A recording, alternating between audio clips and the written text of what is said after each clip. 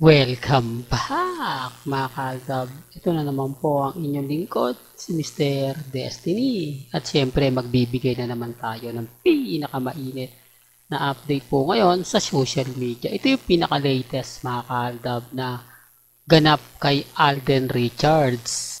Kumbaga back to taping na naman po si Tisoy. Ito po yung ebidensya at resibo mga kaaltab na magpapatunay nga po kung gaano nga po baka busy si Alden. Kaya imposible po na lagi siyang kasama ni Catherine. Sa mga laging nagpapakalat ng ganyan, andito po si Mr. Destiny at binabasag po natin sila. Kaya po sila inis sa akin kasi ako po yung nagpapakita ng mga ganitong video na magpapatunay na nasa taping po si Alden ng pulang araw.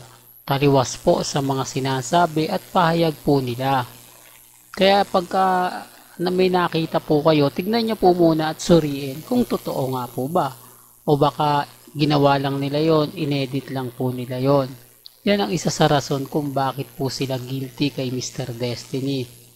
Dahil hindi gaano sila makapagbigay ng update na sasabihing magkasama nga po ngayon sina Alden at si Catherine. Taliwas po sa sinasabi ng ilan. Kaya nga sabi ko sa inyo, pinapaliwanag ko po sa inyo, kampante lang. Relax ka lang. O ba? Huwag po kayong basta-basta magpapa-apekto. Dahil, kumbaga babasagin natin sila kapag nagbigay sila ng mga impormasyon na hindi po talaga totoo. Real talk mga kaaltab. Kaya yung iba po na nagpapakalat ng impormasyon at sinasabi nila magkasama po yung dalawa, wag po kayo basta-basta maniniwala doon. Puro ano lang yon, iniimbento lang po nila yon, tapos nag-edit lang po sila. Yan ang isa sa sinasabi ko. Yan yung isa sa mga pinapaliwanag ko. Diba? Kaya wag po kayong magpapa-apekto. Real talk to mga kaaldab. Ang dami kasi mga kwento na lumalabas na sinasabi nga po nila na ganito ganyan dahil malapit na nga po daw yung premiere, madalas na nga po daw nakikita. Ito po yung patunay na kapag natapos na po ang taping, pag natapos na po yung promotion at tapos na po yung shooting nila, pag natapos na po yan, hiwalay-hiwalay na po yan. Yan yung totoo. Yan yung isa sa malaking sampal, malaking insulto sa kanila. Dahil yung sinasabi nila na muling pagbabalik ng Aldab, pagbabalik ng Kat din, off-cam, bigo. Di po ba? Kaya nga sabi ko sa inyo, imposible po yung mga sinasabi nila. Lahat po yun, taktika lang po. Lahat po yun, para lang po sa promotion. Ngayong matapos na yung promotion, at kumbaga, ipalalabas na sa lahat ng sinihan at magkakaalaman na kung gaano nga po baka totoo yung mga ipapaliwanag nila at sasabihin. Dito na po tayo papasok. Dito po natin sila unti-unting babanata na habang pawala ng pawala ang mga issue kina Catherine at kay Alden. Kaya nga sabi ko sa inyo, si Alden po yung sobrang busy. Kayo rin po nagsasabi na imposible nga na kumbaga magkasama yung dalawa dahil napakaraming trabaho ni Alden Richards at kita nyo naman na lahat po ng mga kumbaga commitment ni Alden is sobrang busy siya, lalo na po ng mga panahon na hinihikayat pa po siya ni Direk Cathy Molina na gumawa ng pelikula. Kaya natinanggihan niya, di po ba? Nung una tinanggihan niya sa mga hindi po nakakaalam, sa mga baguhan pa lang po. Real talk yan mga kaaldab, sa mga baguhan pa lang po, sa mga dumadaan. Totoo po yan na pangalawang beses po personal nang pumunta si Direk Cathy kay Alden Richards at doon nga po siya napa-oo. Kaya nga po yung pelikula nila ni Heaven hindi talaga na ipalabas sa Viva Films yung Out of Order.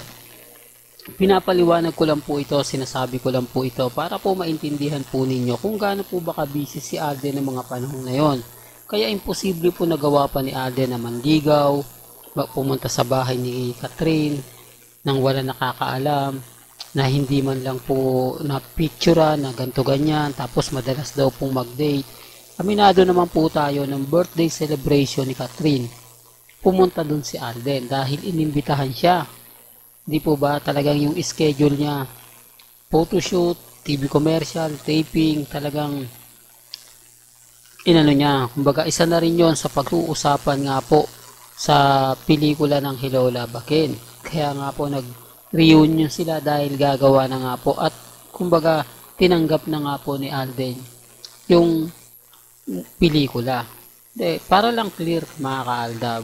Kasi pagka hindi natin sinabi yan, sasabihin, naku, walang alam yan si Mr. Destiny, alam lang yan, mang inis, mang asar, sakat din, alam yan, o walang kaalam-alam yan pagdating sa social media. Kinaklaro ko lang po na bago nyo po malaman, ako po muna. Bago siya mag-trending, bago siya mag-viral, ako po muna yung nakakakita. Dahil tayo po updated, alam po natin yung mga galawan at kaganapan.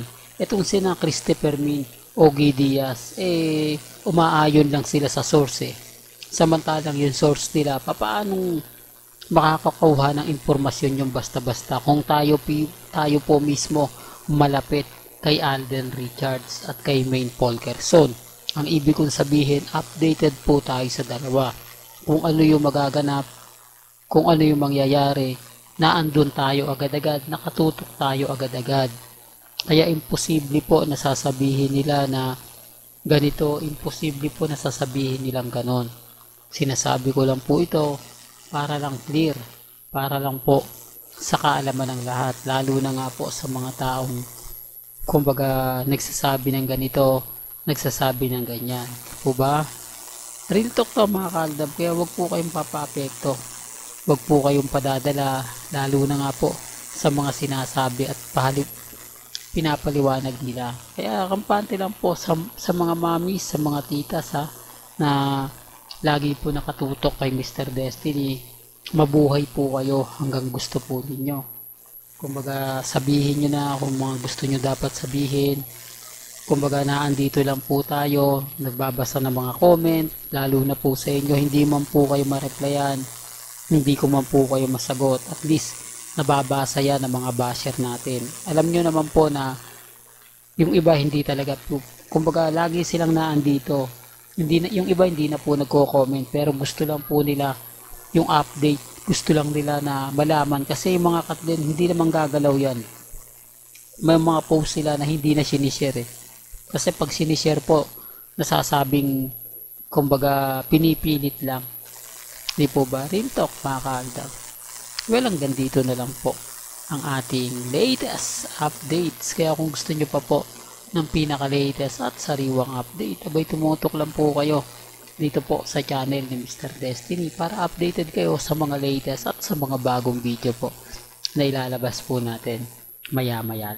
Kaya kung bago ka lang sa channel na to at isa kang true-blooded Aldab Nation na nagmamahal kina Mengay at Isoy, tama po ang channel na pinuntahan mo, kaya consider na po kitang bagong subscriber. At huwag mong kalimutang i-share ang mga video po natin sa mga mami, sa mga titas, at sa mga senior. Hanggang sa muli, salamat po sa panonood at pakikinig.